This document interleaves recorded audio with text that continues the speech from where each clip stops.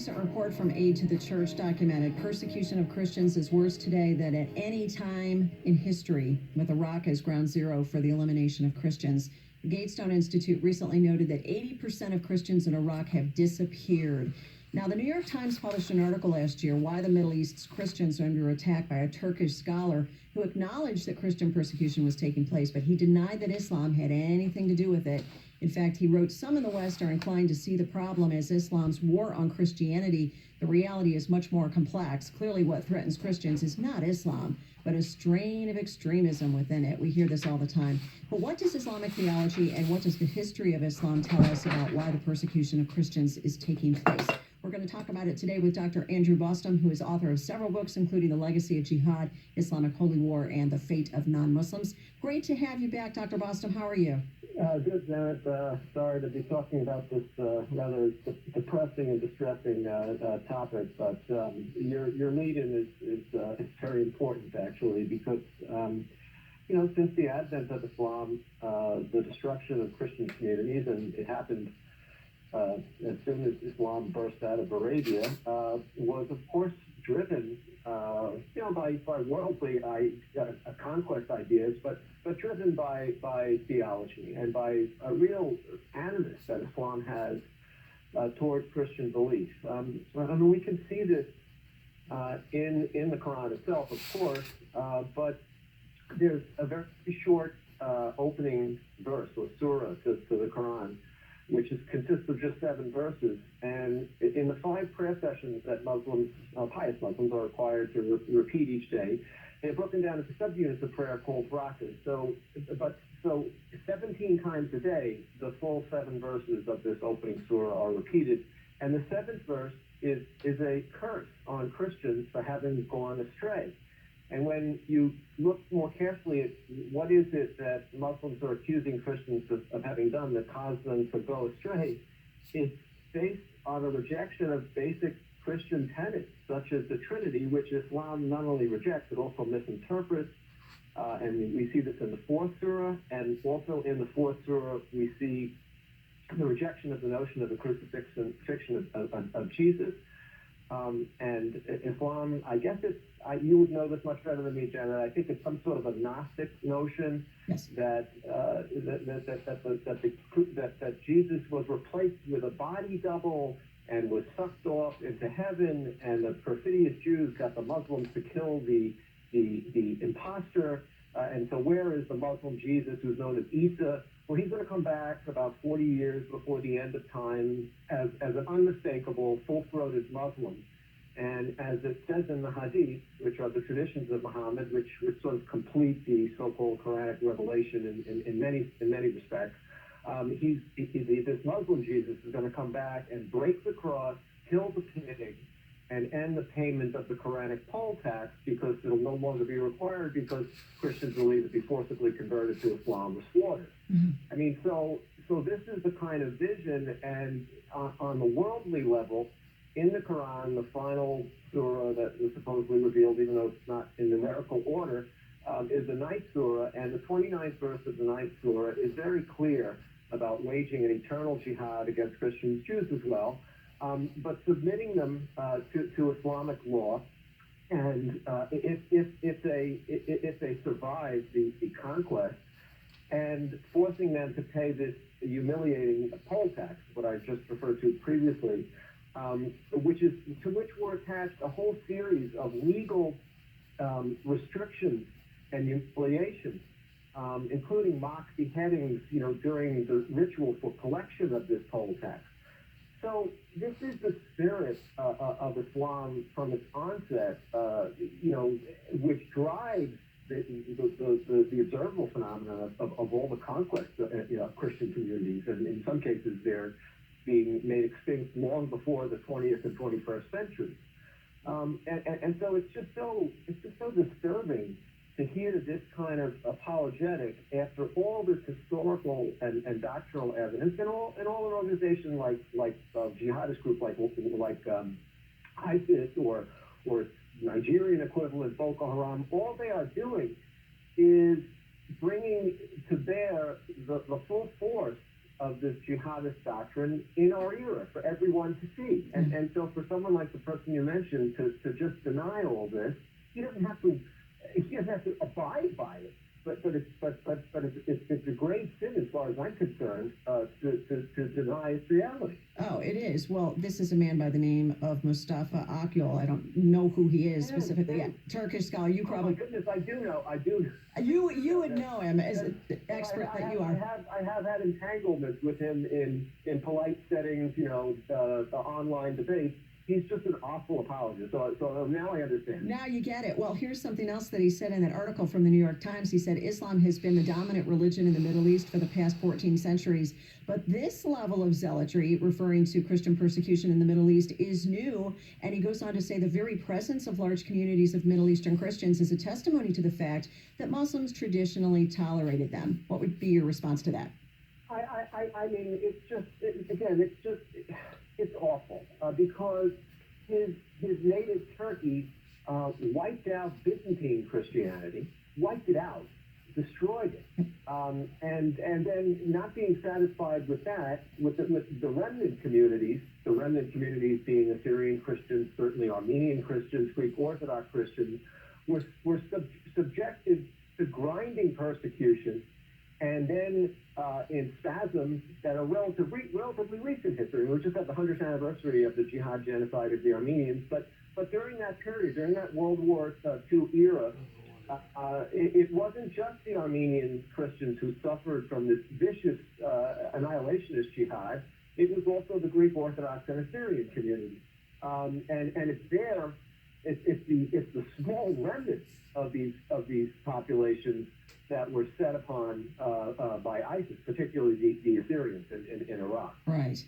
Well, this is what's so disingenuous, because you'll hear these scholars or these Islamic apologists say, well, look at how Christians are treated. We've been fine to them. We just impose the jizya and they can get along just fine. They're an Abrahamic religion and all that. And on the other hand, you look at the Islamic history and you look at Islamic theology and you say, but these two things don't go together. And then they go back to the extremist talk. Well, ISIS and Al-Qaeda and Boko Haram and Al-Shabaab or all these other extremist groups, they're not really Islamic. Why do they keep saying that? If it's really there in the surahs that you mentioned, if it's really there in the Quran, if it's really there in history, why don't they own up to it? I think one of the fundamental flaws, and there are many, of Islam is its complete lack of introspection and mea culpa. This is very different than the Judeo-Christian tradition, and frankly than other non-Judeo-Christian religions. I think it's actually quite unique to Islam. There's no sense of mea culpa whatsoever. Also, it's interesting in both the Arab Muslim Middle East and in Turkey. There was that period. Remember, the period of nationalism in the late 19th and early 20th century affected these regions as well. And it's very interesting to see how the Christian communities saw it as a potential lifeline, but whether it was delusive or whether they were just deceived, it's very interesting to see the perspective of an American intel officer named William Yates, who wrote about this phenomenon in 1919. He was the lone sane and patriotic member of this awful King Crane Commission. He wrote something in 1919 observing this phenomenon of Arab nationalism, how it was really a ruse. He says, by a clever, well-organized, and thorough propaganda, the Muslims of Palestine and Syria have been united on a program which, and this is the key point, superficially has every sign of being Syrian nationalism, but which is basically Islamic. And then he went on to say, in Syria proper, the Christian support of the quote-unquote program is thus principally due to fear. That they support it because they dare not do otherwise. Oh, my goodness. Well, there's more to talk about. We're going to go to a very quick break. We'll come back with Dr. Andrew Bostom talking about Christian persecution and Islamic theology. Stay with us. We'll come back on Janet Mefferd Today.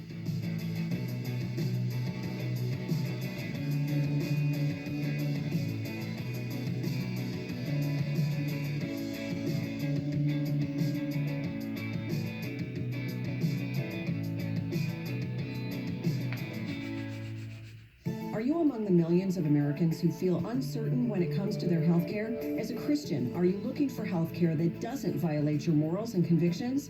We are happy to inform you that there is a solution, and that solution is Liberty Health Share. Liberty Health Share is a community of like-minded Christians who work together to pay for their medical costs. It allows you to decide how, when, and where you will access health care, so you can make the best choice for you and your family. Starting at $107 a month for a single, up to $449 a month for a family. That's mom, dad, and all the kids. This is how healthcare should be. For more information, call 855-585-4237 or visit libertyhealthshare.org. That's libertyhealthshare.org, and regain control over your healthcare costs. That number again, 855-585-4237 or libertyhealthshare.org. Together, we're changing healthcare for good. Hi, this is Kirk Cameron, and I am honored to be partnering with the Ministry of Preborn to help moms choose life. Actor Kirk Cameron supports Preborn. My 4 oldest children were adopted. That is because of caring and compassionate people who help those young mothers choose life. My wife is an adopted child, and her birth mother chose life for her. If it weren't for those caring individuals that help those young moms value the sacredness of life, I wouldn't have my wife, I wouldn't have my 4 adopted children, and the 2 natural-born children that we have wouldn't exist either. My whole family is here because of people that are involved with ministries like Preborn. Help moms choose life with Preborn. Your gift of $28 provides an abortion-minded mother a potentially life-saving ultrasound. $140 could save 5 babies. You can give now at 855-601-BABY. That's 855-601-2229 or visit preborn.com.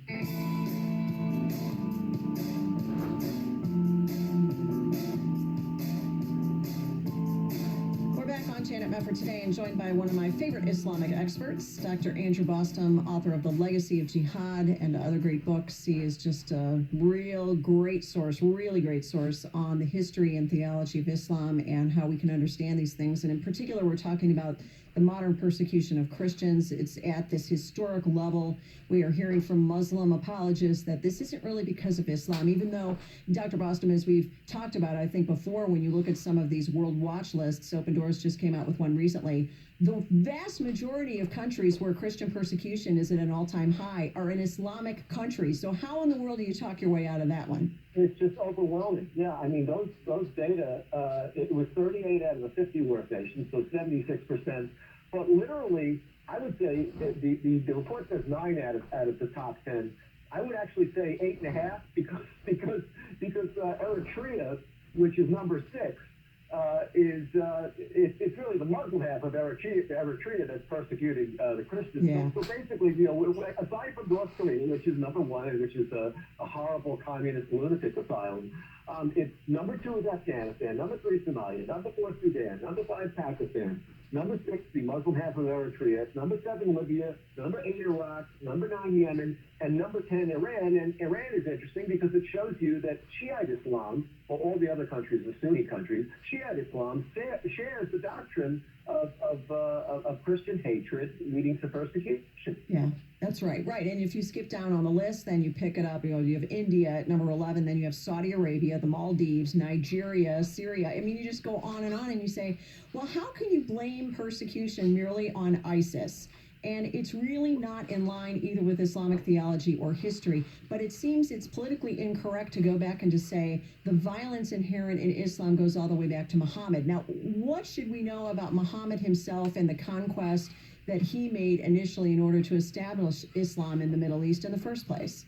Well, Muhammad was very clear, again, that the Jews in particular, I mean, if again, there's a lot of this is legend, we don't know, but he had a particular animus towards the Jews because he actually thought that they were going to see him as their prophet, et cetera, et cetera. But the Christians too ultimately suffered in his lifetime the same fate. He led jihad campaigns against them in northern Arabia, and there are letters that, if we believe they're from him, he wrote letters to the Jews and Christians of Iraq, basically warning them of what was to become, the Quranic mandate in Surah 9 of either, conquest with submission or paying the jizya without battle and succumbing to Islam and succumbing to Islamic law and being, so-called protected people, but really vassals. Dhimmi is the word, and dhimmi and the jizya derive from the concept of the tax paid in lieu of being slain. And as I mentioned earlier, literally, if we go back to the early Islamic era and in some places persisting into the 20th century, the ritual during the collection of this Quranic poll tax was a mock beheading. The Christian or the Jew would literally be hit in the neck, as a reminder that their life was being spared by this tax. And then basic concepts of penal law, Western penal law, would not apply to Jews and Christians in terms of their testimony being accepted in a court where a Muslim is a party. Restrictions on basic ways to practice religion, such as having a cross on a church or ringing church bells. These are the kind of humiliations, and those sort of grinding curses were interspersed with frank massacres. So this is the unpleasant history of the Middle East. But I was saying before we went to break about how an American observer was talking about even something like Arab nationalism turned out to be a ruse, this sort of pseudo-secularism. And he talks about how the Christians, unfortunately, supported the program, but principally out of fear. And he says specifically, he's talking about the Syrian Christians, they support it because they dare not do otherwise. And compromising with the Muslims, they trust that strong mandatory power, in other words, European power, will in the future protect them. Actually, a reign of terror, this is 1919, morally exists in Syria, and the Christians over time have been obliged to fall in with the Muslim scheme. So in other words, their practice of what we've come to call dhimmi, this submissive state, even expressed itself politically in merging with the Muslims in the era of Arab nationalism against the colonial powers. Oh, man. Well, it's interesting in speaking, for example, about what's going on in Europe. I find this interesting because we can talk about the brutal persecution of Christians in places like the Middle East and Africa, for example. But you look at how the Muslim migration into Europe has played out, and it is horrifying. And I know we've talked before about the Muslim grooming gangs, for example, and you see this ongoing problem of raping thousands and thousands of young girls in Great Britain, for example.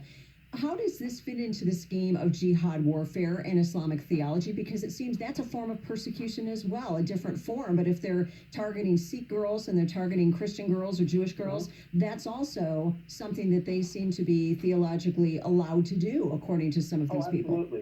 Absolutely. I mean, the Quran refers to women sort of fair game certainly during jihad campaigns.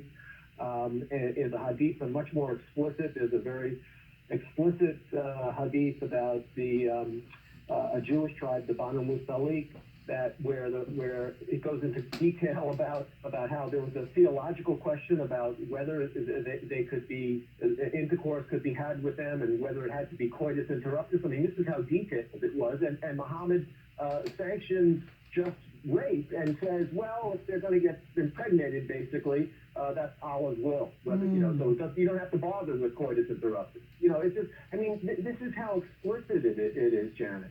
It's terrifying, and I don't think a lot of people in the West have any concept. Do you see the momentum of Islamic migration and of persecution as something that is going to be so strong as to continue throughout the West? In other words, we talk about vanquishing ISIS to some degree and beating them back and getting them and bombing them and all the rest, but how do you see globally this Islamic caliphate growing or dissipating? Where do you see that right now? Well, I think we all have to do our part. And as a Jew, I think it's important, for me to discuss and write about Jewish organizations in this country that this so-called migrants, refugees, when really it's a Hijra invasion. Yeah. It's a principle of colonization. And honestly, Janet, maybe not the evangelical community as much, but there's many mainstream churches that are involved in refugee relocation. Oh, yeah. That need to be reminded of what they're doing. Yeah. In essence, I think that it's kind of a drastic measure, although not unique. But putting troops at the southern border is actually, to me, as important, more important than anything that's going on in these campaigns in the Middle East, because it will stop all forms of illegal migration into this country if practiced properly. Right. But I think the idea that we have to greatly restrict the number of so-called Muslim refugees, or without really vetting them in any rational way. This is critically important. I mean, this country takes in enough legal immigrants and enough refugees. We're a very generous country. What's happened in the last decade certainly has gone wildly out of control, with absolutely no regard as to the ideology of the people we're bringing in, whether they're Muslims or individuals with other very dangerous ideologies. Yeah, no, you're completely right about that, and I agree with you and concur, because we do have that problem within evangelicalism. We have a very strong leftist-leaning group of people within evangelicalism who are trying to guilt trip the rest of the church. Don't you care about refugees? And when the rest of us say, yeah, we care about refugees, genuine refugees, and not ISIS embedding itself within a refugee population and announcing that they're going to do it, and we don't have much vetting, that might be something that that is essential to our national security. But yeah, we're fighting the same battle. Your community is much healthier than mine. Oh, yeah. We basically have one person who's even dared to broach the issue in a way, and that's Mort Klein of the Zionist Organization of America. Yeah. That's a pretty small organization. Yeah, it's pretty hopeless, frankly, in the Jewish community. I'm not proud of it, but I'm just stating a fact. There it is. They're very pro-refugee without any form of screening. Yeah, I know.